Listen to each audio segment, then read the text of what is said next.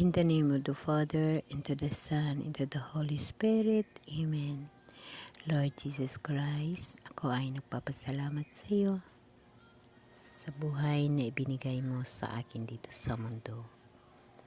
At ang lahat ng mga trials na aking naranasan, lahat ng mga hirap, lahat ng mga pagsubok, ako ay nagpapasalamat sa iyo dahil ang lahat na iyon, sinamahan mo ako sa paglutas, sa paggawa ng mga bagay na nagkakarapat-dapat na aking gagawin.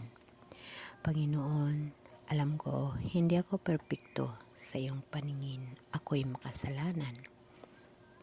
Ako'y humihingi ng tawad. Tao lamang ako at alam ko ako'y nagkakamali. Panginoon, alam ko na ikaw ang Diyos. Ikaw ang nagbigay ng buhay ng bawat tao sa mundo.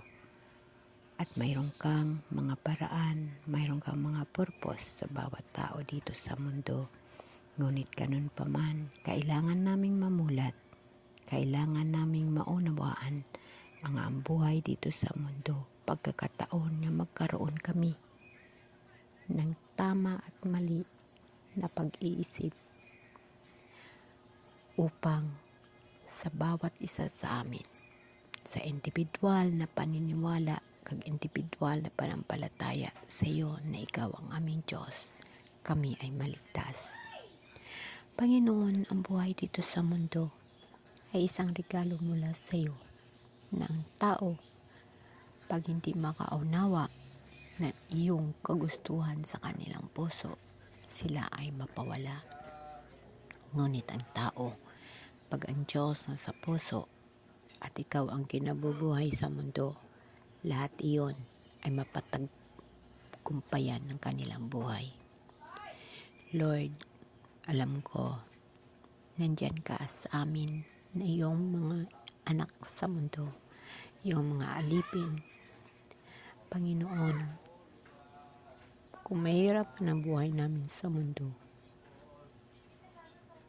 bigyan mo kami ng pagkakataon na magkaroon ng buhay na walang hanggan upang magkaroon kami ng kaligayahan at kasama ka sa buhay na walang hanggan.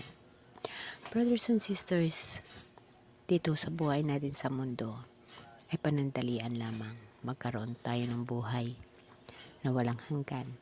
Magkaroon tayo ng unang kamatayan.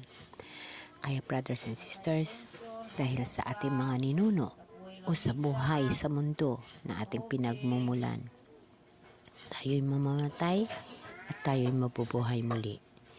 Paniniwalaan natin at aasahan natin, antayin natin ang pangako ng Diyos sa kanyang pagbabalik at mabuhay tayo muli.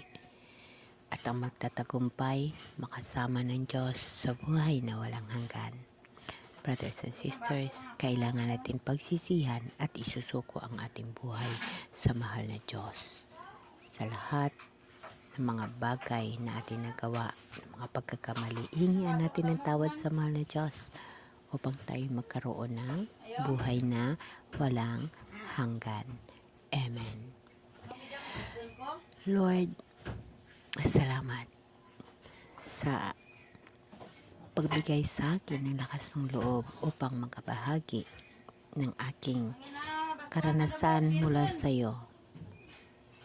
Mga karanasan sa buhay na aking ikinabubuhay at ako'y naniniwala na ikaw ay gumagabay sa mga tao na ang panampalataya at pagtitiwala, ang pagmamahal sa iyo ay buong buo.